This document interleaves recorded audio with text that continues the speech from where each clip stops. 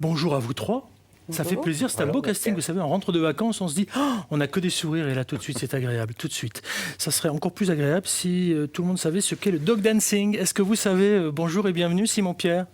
J'imagine chien et danse, mais pas mal, chien et danse, ok. Jérémy, je crois qu'il sait un peu, parce que c'est notre spécialiste animaux, donc vous savez un tout petit peu. Bonjour quand même. Bonjour Pascal. Merci d'être là, notre spécialiste en dog dancing. Et là, c'est vous, Corinne, vous êtes en plus coach canin, présidente d'un club canin depuis plus de 20 ans, spécialiste d'une discipline ludique qui renforce la complicité avec le chien, et on en arrive à ce fameux dog dancing. C'est quoi le dog dancing? Dites-moi, Corinne. Le dog dancing, c'est une discipline qui permet de montrer un certain nombre de figures, mais tout en gardant un rythme. Et dans l'idée, au final, c'est de présenter une chorégraphie qui va raconter soit une histoire, soit une danse. Ça veut dire qu'on va sortir du traditionnel couché, donne la patte, assis, etc. Il y a une notion de rythme et on est censé emmener le public dans notre monde. Et donc le public va découvrir, va se dire tiens, ça c'est peut-être une danseuse, ça c'est un pirate, ça c'est une histoire de brigand, etc. C'est ça qui est extrêmement intéressant. Et c'est une discipline où on allie et on met surtout le chien en valeur en fait. Mais le public, justement, il est avec nous sur tous les écrans connectés. Donc il se dit, ouais, ok, elle m'en parle, mais moi j'aimerais mieux le voir, quoi, carrément. Et tant qu'à faire, tenter le coup. Oui. Alors il y a une autre Corinne, parce qu'une Corinne peut en cacher une autre. Et Corinne Dolé va nous rejoindre. Bienvenue, bonjour, venez sur ce plateau, Corinne Dolé. Présentez-moi Plume. Bonjour. Plume, c'est un Chappendose de 6 ans, une petite femelle de... Tournez vers la caméra, parce que c'est lui qu'il faut qu'on voit avec vous. C'est une petite femelle de 6 ans. Bien, Plume, bien. Okay. Et vous pratiquez le dog dancing? Oui, avec Corinne qui m'a fait découvrir cette discipline il y a 4 ans. Ouais, alors, qui a reconnu la race du chien déjà? Simon-Pierre, le spécialiste des oiseaux. En chien, non, je suis niveau 0,5, je pense, sur 20. Jérémy? Oui, c'est un Chappendose, c'est originaire des Pays-Bas. Là-bas, c'était utilisé comme chien de berger, c'est issu du groupe 1. Il y en a très très peu en France, donc profitons-en de pouvoir en voir un devant nous. Un chien de troupeau, pas comme les autres, on va pouvoir s'en rendre compte. Chapen veut dire mouton en hollandais. D'accord, ok, poil long, proportion harmonieuse, dirons-nous. On aime beaucoup. Très très chouette, très gentil. Oui. Avec une remarquable aisance, vous allez pouvoir vous en rendre compte. On ne met pas de musique volontairement parce qu'on s'est dit on va plutôt présenter quelques exercices. Quel genre d'exercice vous voulez nous présenter? Dites-moi, Corinne. Je vais la faire tourner déjà un petit peu... Vous me dites si la mienne vous dérange. Hein. Si vous pouvez l'écarter juste un tout petit peu. L'écarter. Allez. Romy, viens. Un peu plus de place, c'est tout. Viens ici, viens me voir, viens. Voilà, parfait. Bien. Allez-y. Viens, Plume. Bien. Et Corinne, numéro 1, présentez-moi un petit peu ce qu'est en train de faire Corinne, numéro 2. Allez, alors là, elle met son chien en place et elle va commencer à faire peut-être un switch, c'est-à-dire le chien qui tourne sur lui-même et qui revient en pied. Parapluie, c'est le chien qui va tourner autour de la cible et la maîtresse va tourner aussi autour. Chaque figure a son ordre. Parapluie. Voilà. Parapluie. On imagine ça avec une valse, par exemple. Hein. Oui, par exemple. Pas mal, ça. Hein. Voilà, le chien il rentre entre les jambes. Voilà, et elle va faire une petite figure où le chien ondule. Entre. Voilà. Ça. Dites-moi, il y a des chiens qui sont prédisposés à faire ça ou on peut faire ça avec n'importe quelle race? On peut faire ça avec toutes les races de chiens, quelle que soit la taille, le physique, la race, puisque justement on fait des figures qui sont en adéquation avec le chien, on doit le mettre en valeur, donc on va prendre des figures et on va apprendre des figures au chien qui lui conviennent parfaitement bien. Bravo. On va tenir compte de la nature du chien, de son physique, de son corps, de son envie aussi. Oui, j'ai remarqué qu'il avait envie de croquettes. Oui, c'est sûr. Voilà. C'est pas naturel le dog dancing, donc on allie aussi des récompenses pour la motivation. Pour bien qu'on comprenne quand même, le dog dancing, c'est quelque chose qui se pratique dans des clubs canins. Je vais m'avancer un tout petit peu pour qu'on voit tout le monde puis qu'on comprenne un petit peu. Mais ça se pratique dans les clubs canins essentiellement, c'est ça? Alors, dans les clubs canins, mais aussi à titre personnel, vous pouvez en pratiquer vous-même. Voilà, mais c'est vrai que quand on vient dans un club canin, l'avantage c'est qu'on a un encadrement qui est là, qui est présent. Et puis après, on peut, si on le souhaite, se prendre de passion, et ce qui est le cas de Corinne, et d'entamer de la compétition. Combien de temps pour arriver à ce qu'est en train de faire Plume là? Ça dépend des chiens. Il n'y a pas de clé véritable, ça va dépendre de la nature du chien, du travail du maître, de l'envie du chien. Il n'y a pas de règle, hein. Il y a des figures qui sont plus naturelles et faciles pour un chien, d'autres où ça prend un petit peu plus de temps. passe. Mais il n'y a pas de règle véritable. C'est bien. Ouais. Jérémy, vous avez des chiens, vous ne pouvez pas faire ça avec vos chiens, si? Je pourrais, mais moi je me destine à d'autres disciplines pour le coup. Mais c'est vrai ce que disait Corinne, ça demande beaucoup de temps. Là, on peut se dire c'est relativement simple, on fait tourner le chien, voilà. Mais c'est vraiment pas naturel pour le chien, donc il faut lui expliquer. Et pour lui expliquer, c'est pas comme avec un enfant où on lui dit voilà la table de multiplication, c'est ça. Là, il faut vraiment tout décomposer et ça demande une véritable complicité entre le propriétaire et le chien. Stop. Je vais les mettre par là, comme ça on verra un peu mieux. Tiens, viens. Je vous entends depuis tout à l'heure, Corinne, parler à Plume, là, justement, et vous avez des ordres précis. Quand vous dites recule, il recule, c'est ça? Oui. Il a la télécommande, il recule. Normalement, oui. Pas toujours. Non, parce que là c'est 1 kilo de croquettes quand même pour chaque ordre. Non, c'est des miettes. Hein.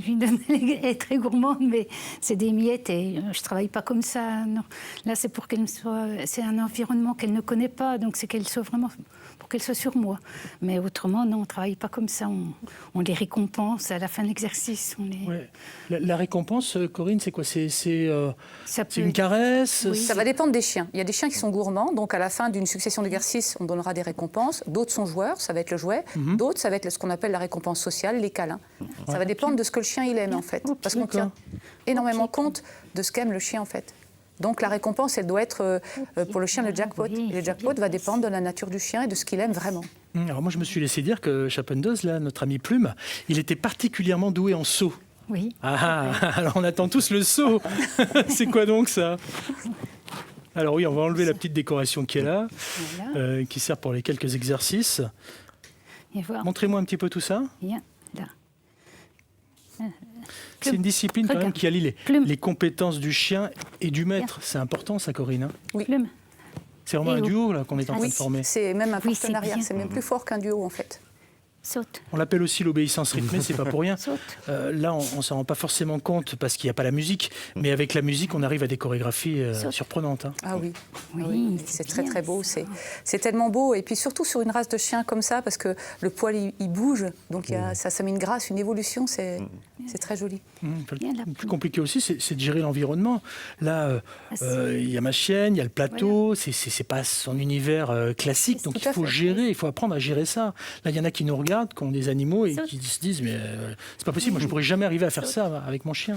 Si, on a tous commencé par un début, au départ, des exercices simples, puis après une complicité qui s'installe, un plaisir avec le maître. On voit comme la chienne, elle est contente d'être avec sa maîtresse. Et donc, c'est une activité ludique avec le chien. Ouais, je me suis même laissé dire que on pouvait en faire un peu partout. Là, on est en train d'en faire sur un plateau. J'ai cru comprendre, d'après mes espions, que vous en faisiez, vous, quand vous étiez en vacances avec vos animaux sur la plage, n'est-ce pas? Oui, j'en fais partout avec elle. Voilà. Et ça génère beaucoup de public, d'ailleurs. Et puis la plage, c'est agréable, on a beaucoup de place.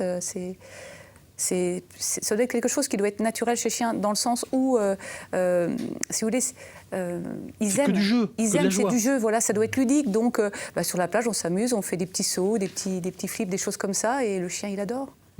Qu'est-ce que vous en pensez, vous, Simon-Pierre? Vous adorez aussi? Moi, je trouve ça super. J'ai pas de chien, mais c'est chouette que le chien soit épanoui et le maître ou la maîtresse soit épanoui. C'est, je pense, le but. C'est parfait, ça, Jérémy, si on veut passer un bon moment avec son chien. C'est top, parce que, comme dit Corinne, c'est vrai que ça nous ouvre vraiment une réelle complicité. Et puis, c'est toujours bien de passer du temps avec son chien, quelle que soit l'activité. En fait, il faut choisir son activité en fonction du chien. Si le chien a besoin de se dépenser, de courir beaucoup, il y a tout un tas de disciplines. S'il a besoin d'être tout le temps fusionnel avec le chien, il y a aussi d'autres disciplines. C'est le chien qui doit nous guider sur le choix de la discipline et pas l'inverse. Il y a plusieurs catégories qui existent dans le dog dancing, Corinne? Oui, il y a ce qu'on appelle le freestyle et donc le L-work to work. Donc le freestyle, c'est ce qu'elle est en train de faire. Et l'autre discipline, c'est plus tout un système de marche au pied, des pas parallèles, etc. C'est un petit peu difficile à expliquer. C'est plus proche de l'obéissance. Voilà. Là, il y a une forme d'obéissance, mais elle est beaucoup plus libre, le freestyle, freestyle, donc justement, style libre. Voilà. Donc, on peut pratiquer les deux disciplines avec son chien, ou alors ne se consacrer qu'à une. Et ça va dépendre aussi du chien. Il y a des chiens qui aiment bien tout ce qui est marche au pied, d'autres un peu moins. Et donc, c'est en fonction de ce que le chien va nous montrer, de sa préférence, que l'on va choisir la discipline. Enfin, l'option plutôt dans la discipline. Ouais, c'est un mélange de danse, on va dire, et de dressage. C'est ça. Avec un chien qui doit être finalement heureux comme son maître. Oui. Oui, le chien doit être pétillant et joyeux. C'est du dog dancing. Ça doit. Oui, c'est ça. Voilà, on doit avoir de la joie. Il faut que ça pétille. Voilà, c'est ça, exactement. Il faut que ça pétille. Allez, faites-moi pétiller tout ça, Corinne, s'il vous plaît. Allez, hop, hop, hop. Hop, hop, hop. Voilà, c'est sympa. Sans musique, c'est bien aussi. Ça donne un autre genre. Mais voilà, c'est un petit exercice sympa. Donc, on avance, on recule, on fait quelques exercices franchement sympas. Quelle est la question qu'on vous pose le plus souvent à vous, Corinne, qui est éduquée, en l'occurrence une autre Corinne, au dog dancing, mais d'autres personnes qui sont amoureux de leur chien? Est-ce que je peux? Ouais. Parce que, et quand on fait des démonstrations, moi j'aime bien mettre des chiens débutants pour que les personnes se rendent compte que c'est facile en fait comme discipline. Tous nos chiens font quelque part du dog dancing. Votre chien il se couche, des fois il croise les pattes, c'est du dog dancing. Votre chien fait une petite pirouette, c'est du dog dancing. Donc il y a plein de petites figures déjà que nos chiens ont de façon naturelle. Et après, à nous de les exploiter et d'en créer d'autres pour combiner une jolie chorégraphie. Ah ben moi, je dis qu'on peut féliciter Plume. Hein. Regardez-moi ça. Plume, quel talent, Plume. Plume, 6 ans, c'est ça? 6 ans. Ouais, 6 ans. Très bien, bravo Corinne. Félicitations, on peut Merci. applaudir. Parce que c'est pas évident quand même sur un plateau comme ça, c'est très bien. On peut aller faire un tour sur le site de la Centrale Canine pour essayer d'en savoir un peu plus sur le dog dancing qui existe en France depuis plus de 20 ans quand même. Hein. Oui, oui. Ah ouais, il y a des concours un peu partout, des championnats. Allez, fureter, fouiner, chercher sur le net, vous trouverez des vidéos sympas où vous voyez des gens qui s'éclatent sur des musiques. Ça va de Jackson à Strauss. Hein. Je parlais tout à l'heure des valses. Vraiment, c'est aussi sympa que cette belle photo que j'ai là et que j'adore. Oui, c'est Plume en fait. C'est Plume, oui, j'ai remarqué, ouais, elle est magnifique. Enfin, il est magnifique. Oui. Ouais, j'adore. Magnifique. Super. Je pense que vous allez beaucoup aimer aussi ce qu'on va vous montrer maintenant. C'est la belle histoire d'une reconversion réussie pour un métier difficile, on va dire, au contact des chevaux. Pensez à quel métier, tiens, Simon-Pierre? Maréchal Ferrand. Ah, pas mal. Ostéo pour chevaux. Ok, et vous, Corinne? Pardon? Vous n'avez pas écouté? C'est pas grave, vous allez découvrir en images que Simon-Pierre avait raison. Regardez, nous allons vous emmener soigner les pieds des chevaux en Haute-Saône grâce à Audrey. Regardez. Cache, pied. Dites-moi, Corinne, là, on a vu les papates de nos amis les chevaux. Est-ce qu'on entretient aussi les papates de nos poilus de danseurs là? Oui, parce que des fois, on a des surfaces qui sont un petit peu glissantes. Ou voilà. Donc, on va vérifier au niveau des ongles et au niveau des poils en dessous des pattes pour que ça permette une bonne adhésion au chien sur la surface qu'on utilise. Très important ça, très important l'hygiène.